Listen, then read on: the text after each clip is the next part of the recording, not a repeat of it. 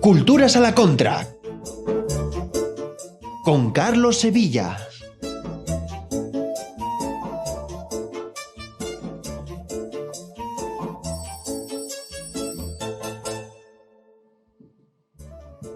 Muy buenas, ¿qué tal? Seguimos aquí en Contratiempos y seguimos con este tema que hemos abierto en este 10º aniversario del 15M. Se puede identificar el 15M, bueno, en muchísimas de las dimensiones y esferas de la vida, ¿no? Y una de ellas, muy importante, ha sido el cultural, el plano cultural. Y bueno, ¿y quién mejor de aquí, de la familia, para acercarnos a este legado que nuestro amigo y vecino Carlos Sevilla? Muy buenas, ¿qué tal, Carlos? ¿Qué tal, David? Bueno, pues aquí recordando y extrayendo efectivamente esas lecciones que hoy nos permitan hacer un poquito mejor esa política transformadora para incidir un poco más en la sociedad y en cambiar este mundo que nos tiene desgarrados.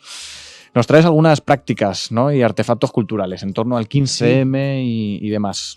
Sí, así es, sin nostalgias, como antes se ha dicho, y bueno, pues viendo qué prácticas culturales hubo en torno al movimiento del 15M, ¿no? O sea, es decir, que la profundidad del propio 15M se puede ver en algún tipo de prácticas culturales y artísticas. Y yo he señalado tres, pero yo me interesaba señalar un poco esa especie de clima que generó el 15M, en el cual se pudieron desarrollar, no anticipar, sino desarrollar en torno al 15M esas prácticas culturales. Hay un poco de todo, ¿no? Desde intentos de poner la banda sonora al movimiento, como veremos luego, hasta la creación de universos poéticos, de tratar de dar con las palabras que expresasen emociones, sentimientos y afectos que en torno al 15M se construyeron. Hay intentos también, eso es evidente, de crear estéticas, ¿no? De crear una imagen gráfica adecuada a las circunstancias actuales. Hay intentos también de crear dispositivos tecnopolíticos para la acción colectiva, ¿no? Lo del toma las plazas, bueno, toda aquella mezcla un poco de cultura hacker y de comunicación libre, es decir, bueno, muchas nos hicimos ahí la cuenta de Twitter, ¿eh? Ahí empezamos a saber lo que era un hashtag y demás, pero bueno, esto también viene de Indie Media, ¿no? De los antiglobalización. Totalmente, ¿no? Del don't hate the media, become the media, ¿no? Bueno, pues era una cosa que desde el inicio de los 2000 estaba ahí, pero aquí se planteó como a escala masiva y se difundió masivamente. Entonces, bueno, para este programa hemos traído tres prácticas culturales, tres artefactos culturales que creo son representativos de aquel movimiento. Pues vamos allá. Y sin más, si te parece, vamos a por ello, ¿vale? Venga. Mira, lo primero que os he traído es una película documental de Basilio Martín Patino. A mí Basilio Martín Patino me fascina particularmente. Es un director salmantino que murió en el año 2017 y que tiene, digamos, películas muy conocidas como 9 canciones a Berta, sí, no, ¿cómo es exactamente? La de 9 cartas a Berta, perdón, que no me acordaba bien del título, y otras películas como películas documentales como Canciones para después de una guerra o Caudillo. Esta es su última obra, la de Basilio Martín Patino, y se llama Libre, te quiero, que es, bueno, es un poema de Agustín García Calvo. Agustín García Calvo es de los míticos profesores represaliados por el franquismo, con Tierno Galván o Aranguren, y que, bueno, autor célebre del himno de la Comunidad de Madrid, Agustín García Calvo, entre otras muchísimas cosas. Y bueno, esta versión, El Libre te quiero, es una canción musicada por Amancio Prada y que es la que da título al documental. El documental, bueno, se estrenó en el Seminci en Valladolid en octubre del 2012 y narra pues los hechos que tuvieron lugar en la Acampada Sol y también en Barcelona, pero fundamentalmente en la Acampada Sol, en el 15M, entre mayo del 2011 y octubre del 2011. Es muy interesante porque, bueno, la verdad es que prácticamente se limita a ser una cámara que retrata a la gente y pasa entre ellas sin más hecho que retratar el momento. Y bueno, recuerda mucho también, que yo es lo que tengo ahí, a una película, otra película documental de los años 70, que es de William Klein, que se llama Grand Soir Petit Matin, sobre el rollo del movimiento del 68, las asambleas, las barricadas, las ocupaciones de fábrica, y recuerda mucho a ese estilo de meter una cámara directamente y que hable. Capturar historia en vivo, ¿no? Capturar historia en vivo, ¿no? Que hable el acontecimiento. Entonces, bueno, os hemos traído aquí un tráiler para que lo podáis ver y para que os animéis. Está disponible en Filmin y también gratuitamente en Vimeo. Os dejamos con el tráiler.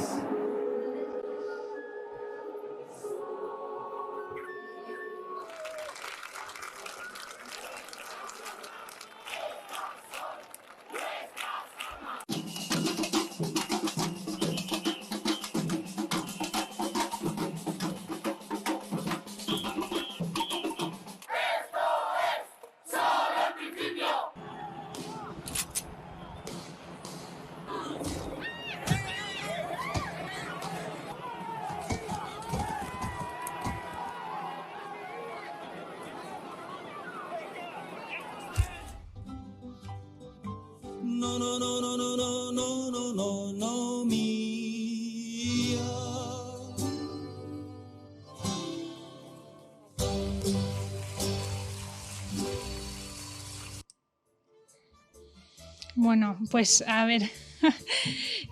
Nada, me ha gustado, me la voy a apuntar. Que vamos con el disco, ¿no, Carlos? Sí, lo he traído hoy aquí. Bueno, lo enseño a cámara, aquí, ahí, probamos en todas para que… En esa es. En esa de ahí la tenemos. Bueno, como veis es un estuche de la Fundación Robo, que son pues 2 discos, o sea, 2 CDs, perdón, y un DVD en el cual vienen recopilados pues lo que fue el intento de creación de la banda sonora del movimiento 15M, ni más ni menos.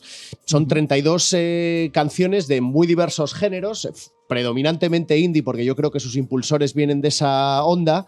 Y bueno, pues un proyecto donde participaron o iniciado por Roberto Herreros, que es, pues como sabéis, estuvo en Grande Marlaska, ex Garzón, por Carlos Osinaga, que era del grupo Lisabo, y bueno, por Joseba Irazoki, del grupo Aton Rumba. Al poco tiempo se incorporaron Nacho Vegas y muchos otros músicos de diversos estilos, ¿no? Como Albert Pla, Silvia Pérez Cruz con Rifree, Óscar Mulero, el DJ, Le Parody, ¿no? Que estuvo también por ahí en alguna de las unis anticapitalistas, sí. O Triángulo de Amor Bizarro.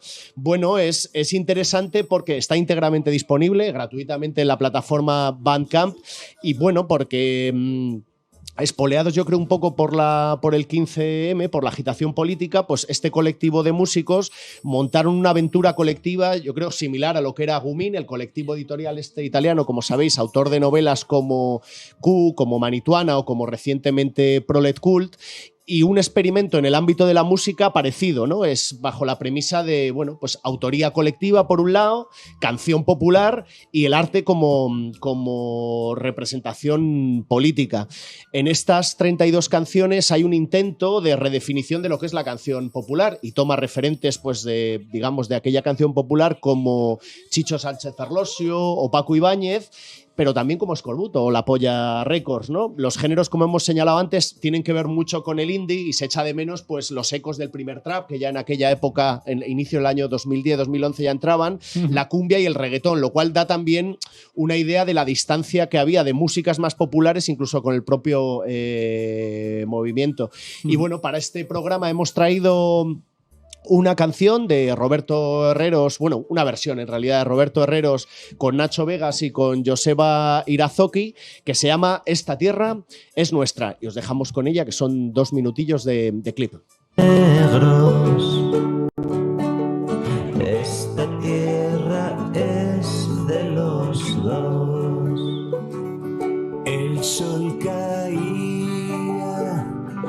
sobre mis hombros cuando el polvo me cegó y una voz cantó muy cerca. Esta tierra es de los dos. Y al avanzar vi una señal que decía propiedad privada, pero al otro lado no ponía nada, y ese lado es de los dos. En las plazas de las ciudades veo a la gente ponerse en pie. Unos protestan y otros celebran que esta tierra de todos es. Esta es tu tierra, esta es mi tierra, desde Calahorra hasta Formentera, de los bufones Esta me suena de cuando éramos podcast, haciendo ahí memoria un poco del programa, ¿no, Carlos? Veo que tienes buena memoria, David. Efectivamente, en aquel programa, uno de los primeros que hacíamos en la radio, pusimos la versión, es una versión de Woody Guthrie, pero pusimos la versión de Sharon Jones y los Dapkins, This Land is Your Land, efectivamente. Correcto, sí, muy bien. Bueno, ¿y qué más nos traes? Hemos visto pues, película documental, hemos visto disco. Y ahora os traigo un librito que yo creo que, o para mí me ha parecido de lo más representativo del ciclo 15M, ¿no? Mirad, el libro os lo enseño también a cámara, aunque bueno, pues como siempre tenemos ese problema, no sé cuál es, pero bueno, alguna de ellas acertaré. Estamos experimentando con la multicámara. Experimentando hasta que Ahí la tenemos. Ahí está. se ve bien el título. Bien apañado. Bueno, pues el libro este es Habitar y Gobernar, inspiraciones para una nueva concepción política, de Amador Fernández Sabater. Bueno, el Amador Fernández Sabater es investigador independiente, es editor, es activista y fue en su momento el director o codirector de la revista Archipiélago y de la editorial Acuarela Libros, ¿no? Que coeditaba con la librería Antonio Machado algunos libros, pues eso, muy interesantes, ¿no? Chesterton, Stevenson, los surrealistas, en fin, un catálogo muy, muy interesante.